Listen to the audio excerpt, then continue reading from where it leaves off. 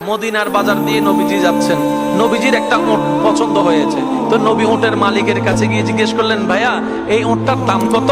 ওই দামাদামি হলো, নবী সে দামে কিনতে রাজি হলেন, কিন্তু নবীর কাছে তখন অর্থ ছিল না। তখন নবীজি ওনাকে বললেন, আপনি আমাকে উটটা দেন, আমি এখন গিয়ে আপনার সেই প্রাপ্যটা পাঠিয়ে দিচ্ছি।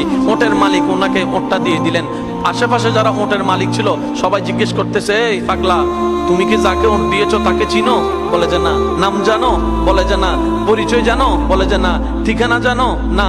তো তুমি যে উটটা দিয়ে দিলা, উনি যদি ওটার টাকাটা না পাঠায় তখন তো তুমি লসের মধ্যে চলে যাবা। সে উটের মালিক বলে, এত সুন্দর নুরানি চেহারাওয়ালা কখনো বাটপার হতে পারে না, কখনো চিটার হতে পারে না, কখনো মৃত্যুক হতে পারে না।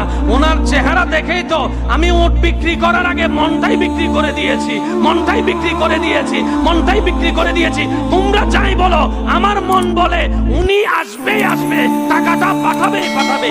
এই কথা বলতে না বলতে কিছুক্ষণ পরে নবীজির একজন সাহাবা এসে বলছেন, একটু আগে একজন উট নিয়ে গিয়েছেন, কাছ থেকে উটের মালিকটাকে একটু দেখতে চাই। উনি বলে যে আমার থেকে। তো উনি বললেন, আমাদের নবী আপনার থেকে উটটা নিয়ে গিয়েছেন, ধরেন উটের টাকাটাও দিয়েছেন, আপনাদের খাবার জন্য কিছু খেজুরও হাদিয়া পাঠিয়েছেন, খেজুরও হাদিয়া পাঠিয়েছেন। ওই উটের মালিক বলে, ভাইয়া টাকাটাও রাখেন, খেজুরটাও রাখেন, আগে আমাকে ওনার কাছে নিয়ে যান। আমি উট বিক্রি করি নাই, আমার দিলটাই বিক্রি করে দিয়েছি। ওনার চেহারা মোবারক দেখে আমার মনটাই পাল্টাই গিয়েছে, আমি কালিমা পড়ে মুসলমান হয়ে যেতে রাজি আছি। সুবহানাল্লাহ।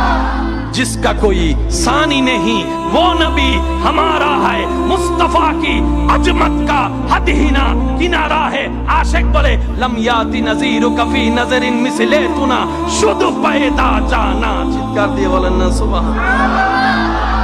ওই নবীটা কাদের নবী? হয় নাই, সবার আওয়াজ বলেন, ওই নবীটা কাদের নবী? আমাদের কি ভাগ্য সেই নবীর উম্মত হতে পেরেছি। আর একটু জোরে